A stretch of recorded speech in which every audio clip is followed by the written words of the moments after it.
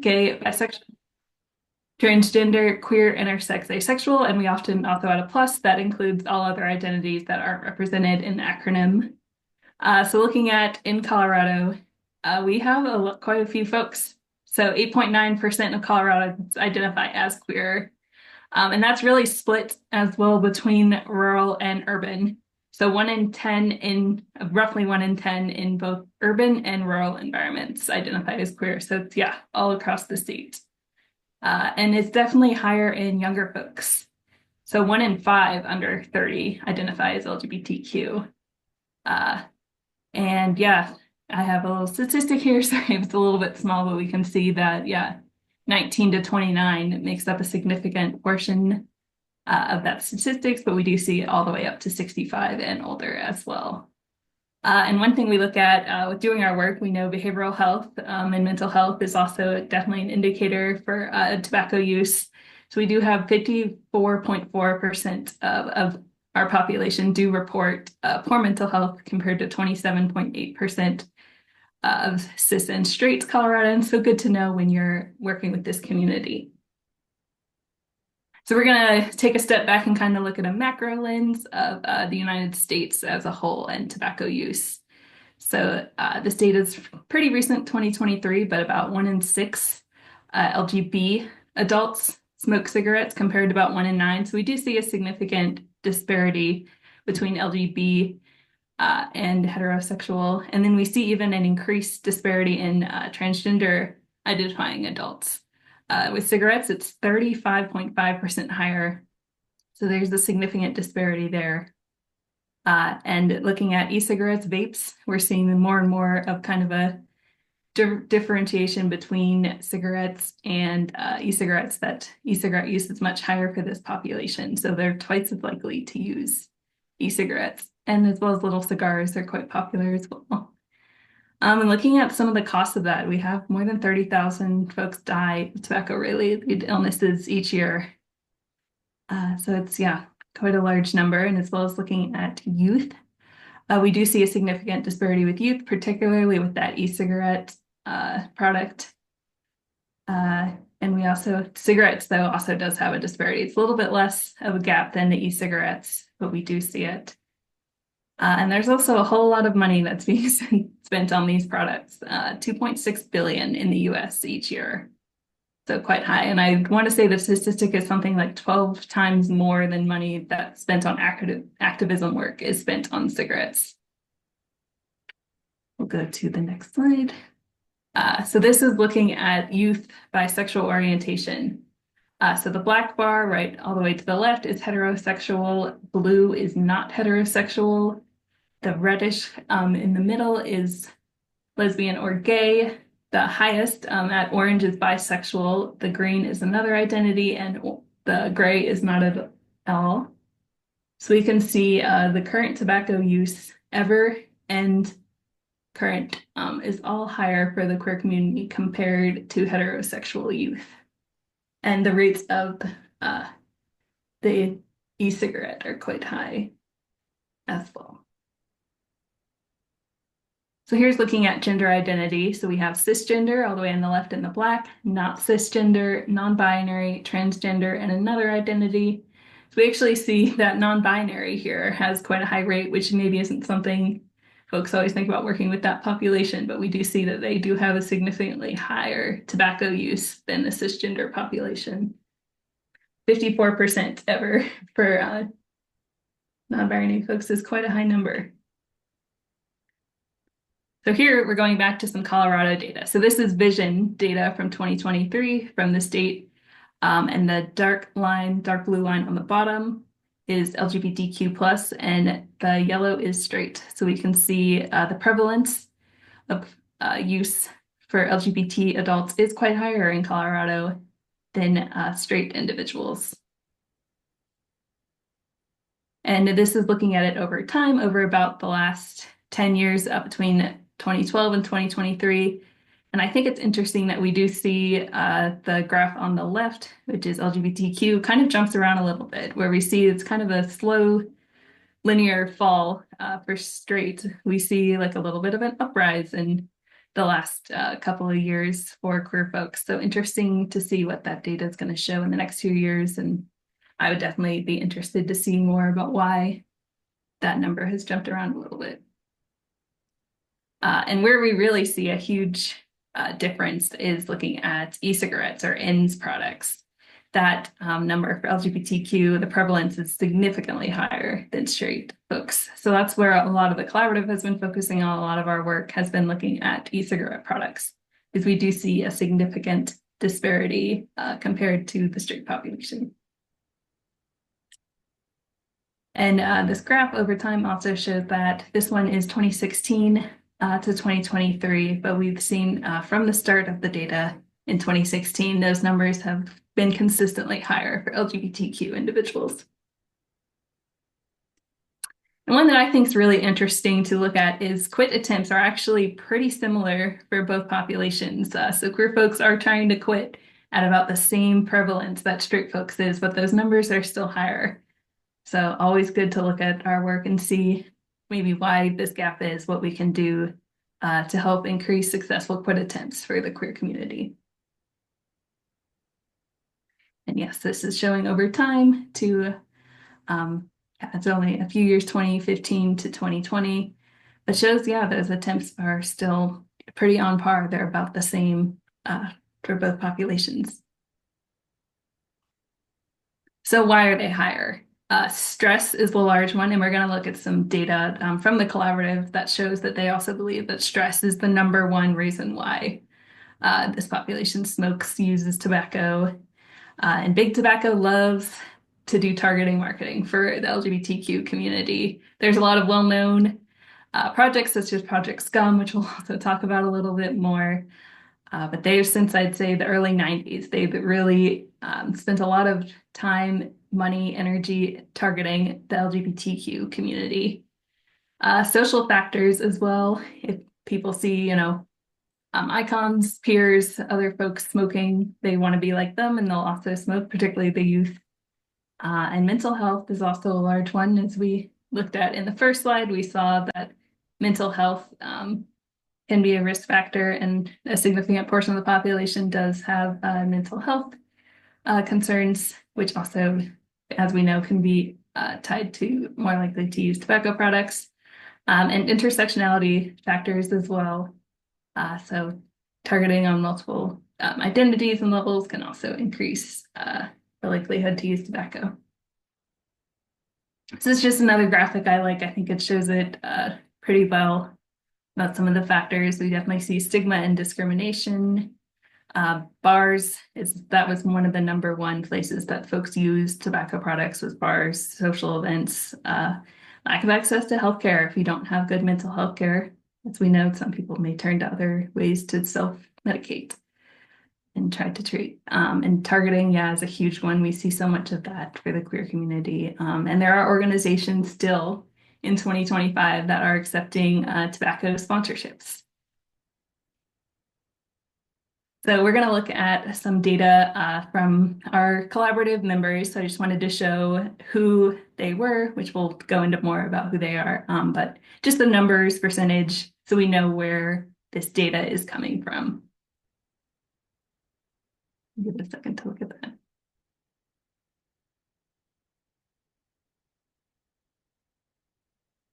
So here is, we asked why the collaborative thought that folks use tobacco. And as we can see, majority, 69.8%, said help them feel less stress. So we definitely see that stress is a significant reason for why folks choose to use tobacco. Relaxing, which is very similar along those lines, as well as exposure to it a lot of the time. Folks that may be working, a bar or a club, things like that, may be around it a significant amount of the time. And a lot of folks are against it because they're aware that it can have negative health consequences, which is great that folks are aware of that and do use it as a reason to not use.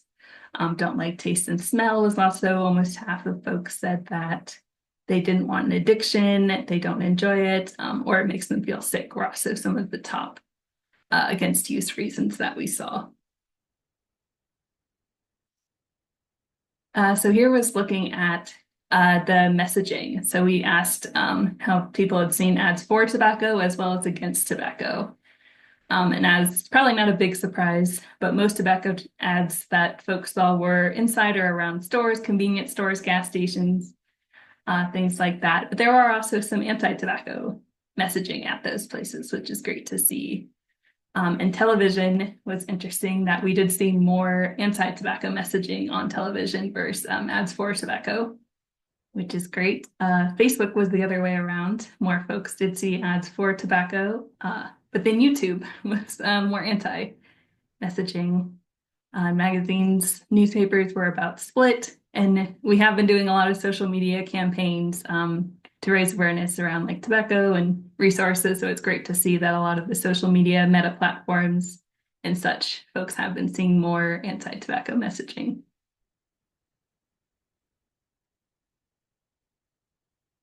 So we also asked where people are using products.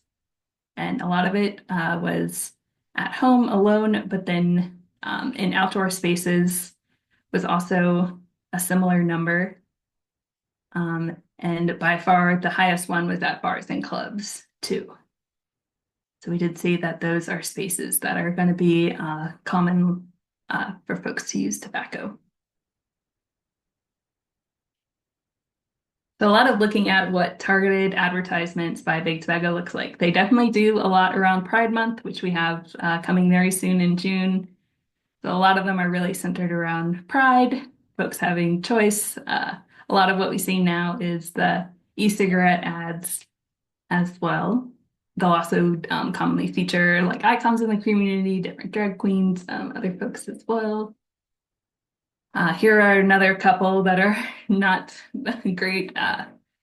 Some of these are a few years old, but there's also some like the second one might be a little bit harder to see, but they also have like freedom to inhale as part of that. So they definitely twist have folks having rights to marry and things like that to also like, oh, you also have the right to use tobacco. So there's definitely some pretty manipulative marketing practices. Big Tobacco loves to pretend they are allies to the queer community while really not being as well.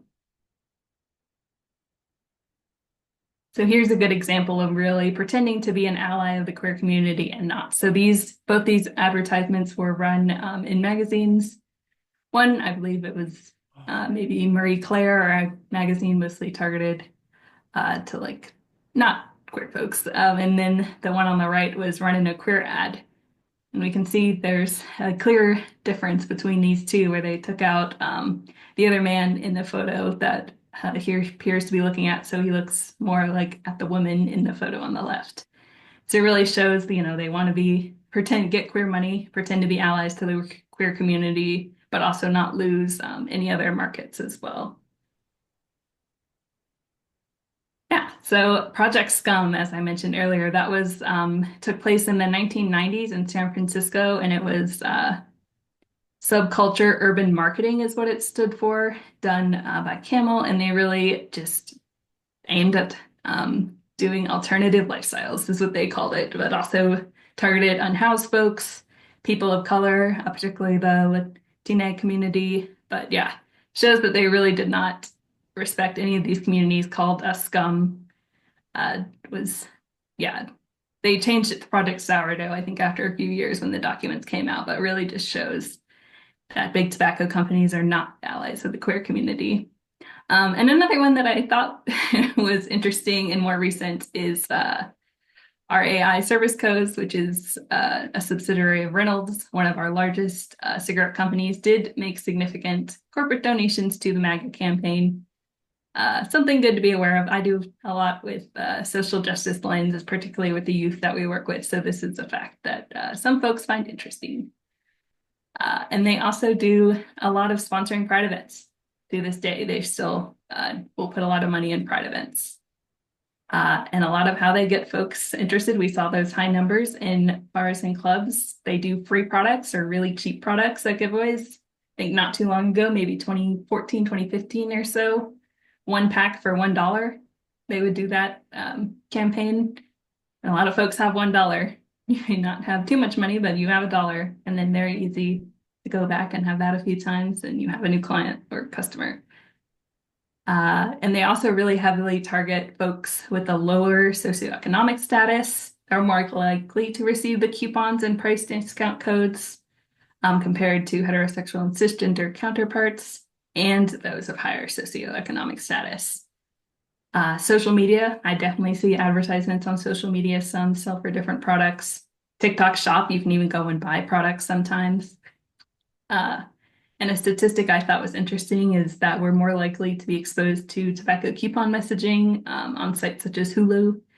So they really do target a lot of different ways. I think this is just a really interesting graphic that shows the cycle. I can read through it. I know it might be a little bit hard to see, but the top is the LGBTQ plus community fight against prejudice and disparities. And then tobacco companies show their support. They do those ads, as we saw, run different publications. Queer folks buy their products. And then Big Tobacco turns around and donates money to uber conservative, tobacco positive politicians, folks that are going to support their agenda. And then the politicians pursue anti-gay agendas, and the cycle starts all over again. Queer community is not the only one that has this happen to, but it's definitely an interesting way to look at it as we're kind of in the midst of that right now.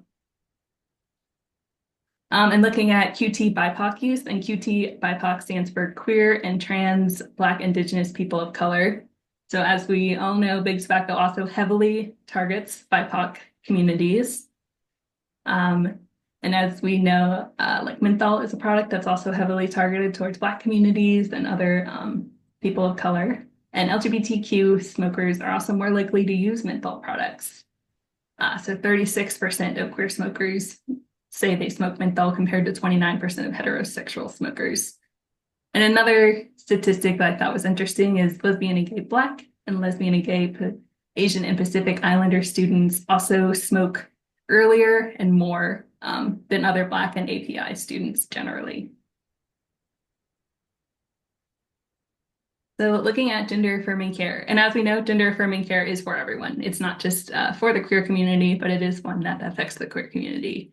So tobacco use can actually delay and halt gender affirming care. I have heard from several individuals that doctors really want to see them quit smoking or using tobacco products before they're willing to offer gender affirming care, particularly surgeries. Because we know tobacco constricts blood vessels, decreases blood flow. You want blood flow when you're having a surgery. You really want that to have the healing go well. It can also affect anesthesia, increase chances of scarring, which no one wants. So yeah, we want that oxygen to the surgical sites. And an interesting fact that I found was in combination with estrogen therapy, it can also increase the risk of blood clots. So there's many folks that take estrogen. It can also reduce the effects of just particularly orally administered estrogen. They found that like a patch or things like that was not the same, but particularly for oral estrogen, nicotine will reduce the effects. And also when then we think about folks that take estrogen who are maybe older folks, it can not offer the same benefits to prevent osteoporosis. And that's why a lot of folks choose to take estrogen, is they want to prevent those effects. But that doesn't have the same effect if applied transdermally. So definitely if you're talking to someone who's concerned about that, make sure they can look at a transdermal option versus oral administered. And folks that take testosterone also can increase the risk of stroke. So some testosterone can make the blood almost like a little bit stickier. So it can increase that risk, which we don't want that. So also looking at HIV. So quite many people in the US who are living with HIV are also smokers. It's estimated about 34 to 47%. So nearly a third to a half are smoking. And lung cancer is also the leading cause of cancer death among people living with HIV who are taking therapy, so maybe undetectable. It's also that now the smoking actually reduces a life expectancy more than HIV. So people who smoke and are living with HIV have a reduced life expectancy of 16 years compared to HIV positive non-smokers, which is a lot of years.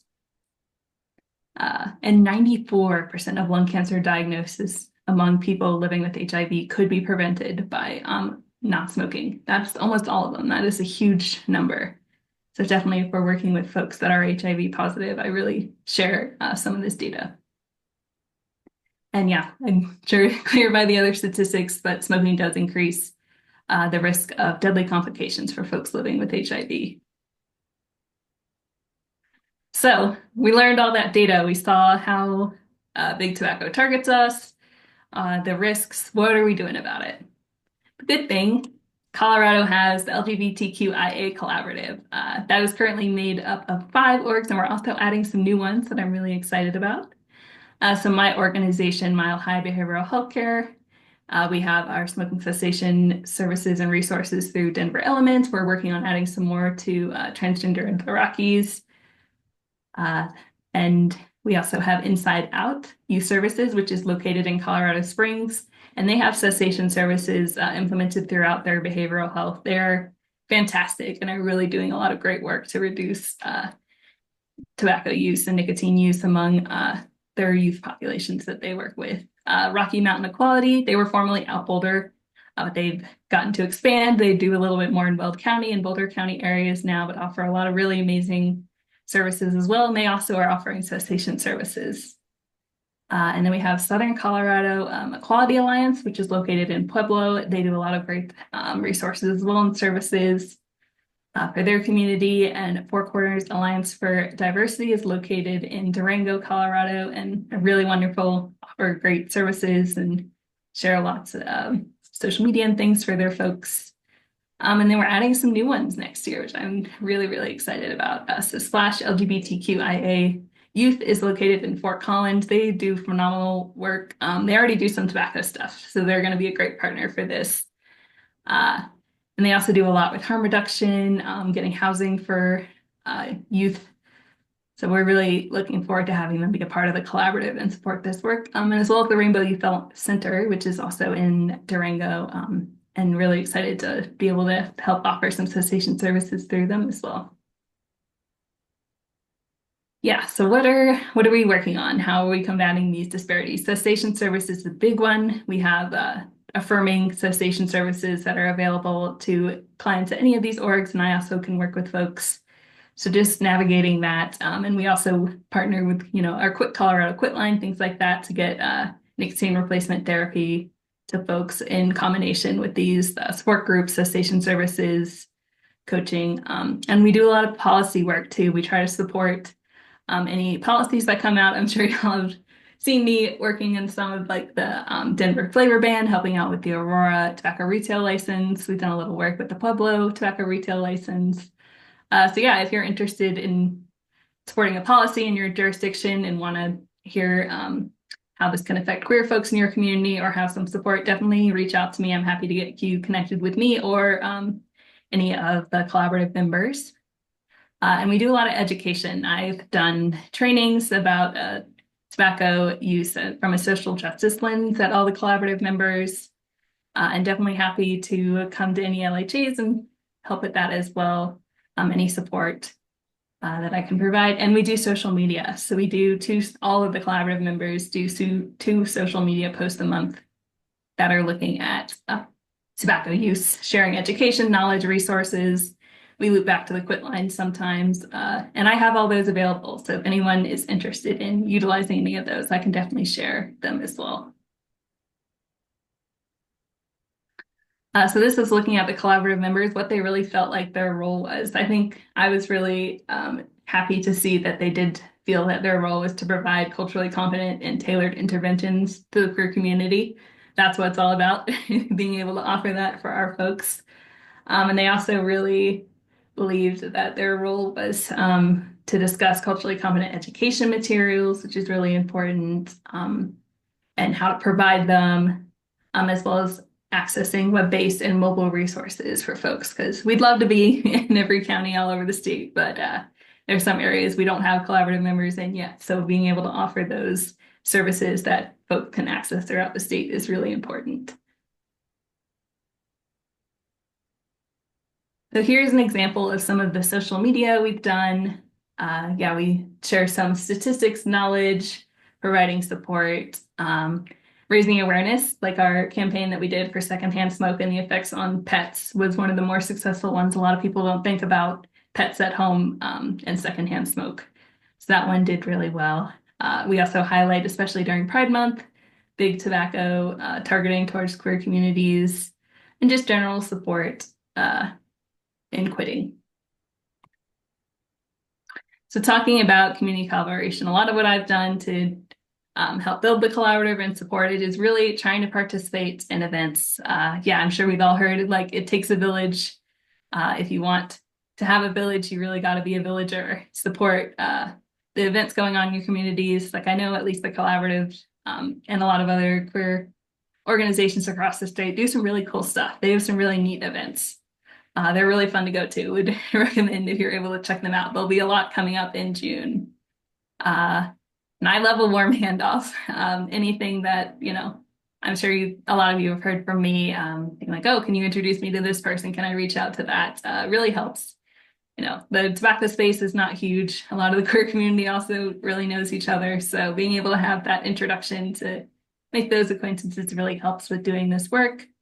And the collaborative members know I over communicate probably. I send them a lot of articles, information, opportunities. They hear from me. I try to go at least once or twice a week, stay on their radars because all the collaborative members are doing a lot of important work. Tobacco may not be the number one thing they're doing. They do a lot of other stuff, including like policy work, things like that. So being able to make sure we're still able to offer those tobacco resources and support. And yeah, along with word handoffs, using networking is great. I'm also always happy to help introduce anyone to collaborative members. We probably all know someone who knows someone to help out with that. But yeah, it's been really great to be able to be a part of the collaborative and support the work that everyone is doing. So I also just wanted to share some LGBT tobacco resources, starting off with focused in Colorado and then more broad. So Tobacco Free Colorado does have queer specific resources as well as the quit line. LGBTQ minus tobacco has some really great graphics that I've used in the past, information. They're a great website to check out. The National LGBTQ Cancer Network has a program called Outlast Tobacco that has a lot of really great resources and information. The UCSF Smoking Cessation Leadership Center also has lots of great information and facts. The Truth Initiative has a great page on just how much the big tobacco industry targets LGBT communities.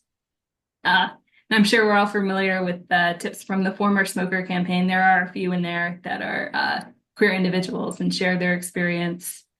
And as we're going into June, One Colorado does a great list of all the Pride events across the state. There's probably more than you think. Like even my small community in Northland, Colorado has a Pride. So if you're not sure if you have a Pride or any events going on in June, I would recommend looking at that list and seeing how you can get involved. And I'm also always happy to help with anything there. And here's just, I know I had a lot of data and a lot of facts. So here's all my citations of where that data came from. And yeah, any questions? I can't see the chat right now, but feel free to come off mute. Happy to answer anything. Thank you so much, Sarah. That was fantastic. Yeah, so I'll open it up to you all for questions. Casey, oh, well, I see that Casey's come on camera, so maybe Casey just wants to repeat her question from the chat. Yeah, no problem. Hi, Sarah. Nice to see you. Thank you for your presentation. I was just wondering if you could share some of those communications resources. I think you've shared them with me before, but I was specifically wondering about the secondhand smoke ones. We're trying to launch something similar in Adams, and I really liked the way those looked, especially the one that targeted pets. So if you wouldn't mind sharing, I'd really appreciate it. Yeah, absolutely. I'll send you an email with all those. Perfect. Thank you so much. So throughout the presentation today, Sarah, and also, yes, thank you so much for it. You mentioned a lot of things that you can do, like you're sharing your communications materials, you presented to LHAs, but if you had an ask for the LHAs, how could they help you? What if you could list a few things or just say a couple things that they could do that to help you, that would be great. Yeah, that's a great question. I'm always happy to talk with folks to see how we can support each other's works is really great. Definitely reach out. Sharing resources. So I can definitely even just put the social media link in the chat for anyone to share. It's really just being knowledgeable and aware of the disparity for queer folks, and being knowledgeable of how to work with queer folks is one of the most helpful things that LHJs can do. Wonderful. And early on, you had statistics that it was that LGBTQIA makes up about 8% of the population overall, around 20% of individuals under 30. And I'm wondering, do we have a breakdown of that across counties in Colorado? I'm specifically thinking about the presence of queer folk in the rural counties in Colorado.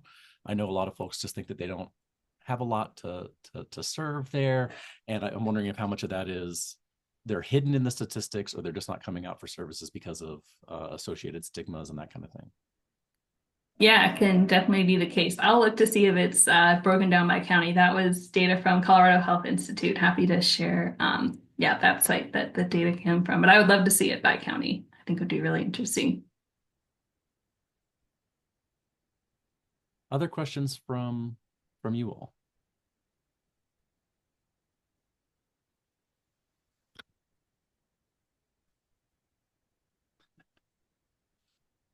Amanda has also requested the comms Great. materials.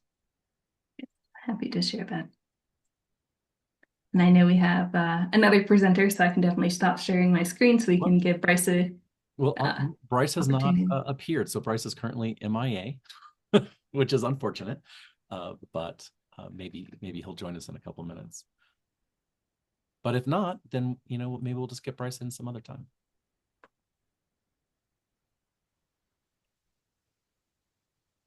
And I'm going to put our social media in the chat too, so everyone can have access to it. We have 2024 and 2025.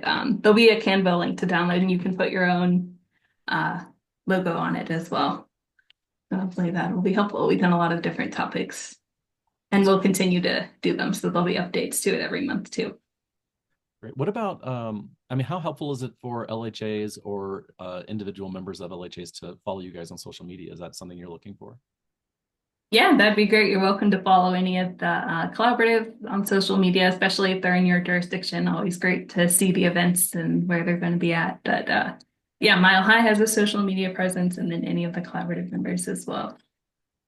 And speaking of whether or not there's coalition members in their jurisdictions, what about keeping their eyes out for potential coalition members for you? Who makes a good coalition member? And is that something that LHAs can be doing on your behalf?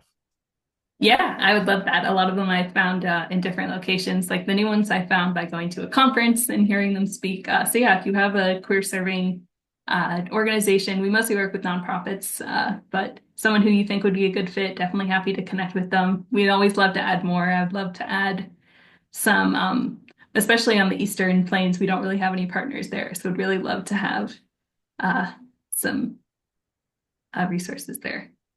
And do those potential coalition members, do they need to be healthcare, mental health care providers, social organizations, or can it be like the owners and operators of a queer bookstore? Yeah, anyone. We have one of the partners that really mostly shares social media and resources, which, the funding for that will affect it. But yeah, we mostly do folks that can provide healthcare and cessation services are our number one priority, because we'd love to offer more of those, but happy to work with anyone. Yeah. And you mentioned all the things the coalition does, and the top thing you mentioned there was cessation services. Can you talk a little bit about what those cessation services are? Yeah, so we do follow the dimensions model that Jim's wonderful to provide. So they go through about 6 weeks, and they do tailor it a little bit to make sure it is relevant for queer folks. And I know Inside Out is a little bit different. They've really offered it throughout behavioral health. So each organization does it a little bit differently. My goal is to have it be sustainable. So, it'll last throughout, for many years. So we let them kind of do it what makes sense for their populations and their folks. But we get everyone trained in dimensions, so they have that knowledge and skill set as well. Awesome. And do you know if they're able to get reimbursement for the attendees of those groups? Right now, paid for it out of the collaborative. I know we'll maybe look more into some more options for that, but yeah. Great. Well, I've asked a ton of questions. Are there other questions from the group?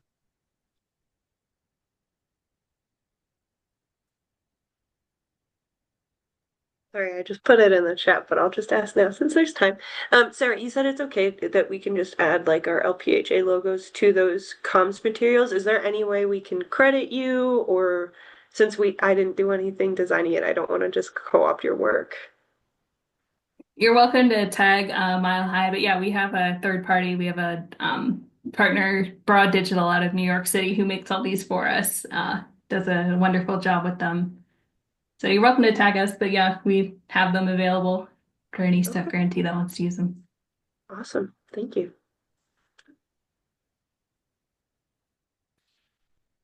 I'm thinking about sites that offer healthcare services, mental or physical, and ways that they can signal that they're a trustworthy site. Is there any advice that you could give to service organizations that don't specifically serve the queer community, but would like to let people know that they welcome them? Yeah, that's a good question. A lot of us, we have something on our site too that says like we are welcoming to all, there's no discrimination here. So even just a little disclaimer like that can help folks know that they're not going to be discriminated against while receiving services. Great. All right, well. And Micah, oops, sorry, go ahead. Oh, no, go ahead. Micah asked me something that would be good that I could share. We do have also vape disposal projects going on. We have a box set up at Mile High that anyone can come in and bring their vapes at. And my goal is to be able to expand that. I know Rocky Mountain Equality in Boulder County also offers that. And we'd love, yeah, we're working on expanding that. So I might reach out to the counties. You've all heard from me at least once, but you may hear more or again as we move forward with that program and being able to offer more vape take back and disposal services. And Amanda's asked if the handouts are shareable. Not. Yes, which I think handouts you we do? had, I'm sorry, it was like in your slides, you had something about like secondhand smoke and pets, and I wasn't sure if those were all social media or you had like physical handouts, because we are trying to make like a physical handout for Pride, but we're running into a lot of problems with like sites that are trustable being shut down. And so I was curious, I think what I understood was like one of your slides showed some like different handouts, I thought, and I was wondering if those were physical materials or those were all just social media handouts, like content.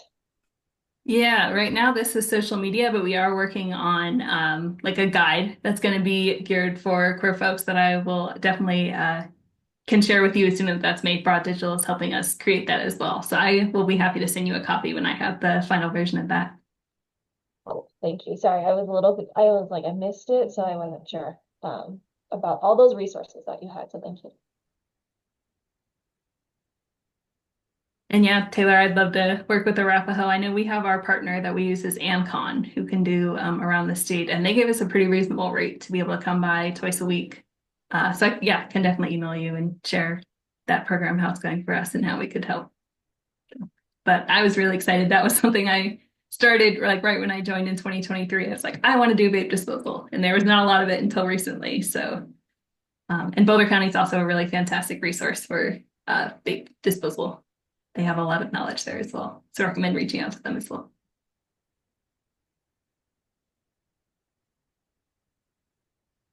Right. I mean, we have plenty of time, but are there any final thoughts or questions?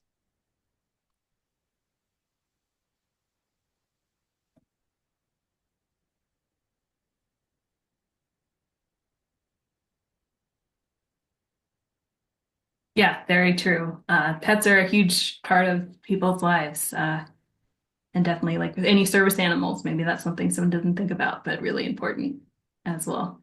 So yeah, that was one of my favorite messages that we shared and I found to be very impactful for a lot of folks. It is strikingly effective. Yeah, we have like even I know it's now it's not the quite word, but like nose and throat cancer they found for like pets that live in a home that had a smoker was increased. So that's sometimes the push someone needs to be able to quit. And even birds, fish, like the animals you wouldn't think about, also are affected. So.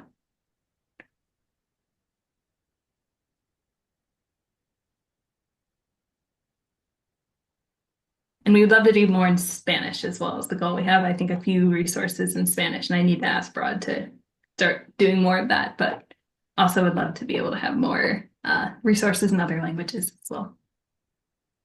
For those who haven't opened the chats and you're ignoring all those red notifications, there are quite a bit of good resources showing up down there. Amanda shared Boulder's vape disposal program down there. A couple presentations have been shared down there.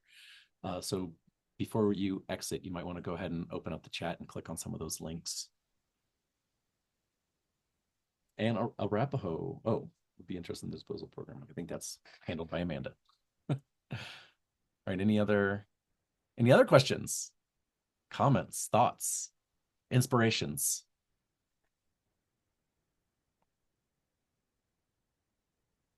Well, Sarah, this has been extremely informative. I hope useful and definitely interesting. So thank you so much for sharing. And I'll put my email in the chat real quick as well. So if anyone wants to reach out to me, has any questions, interested in resources, please do.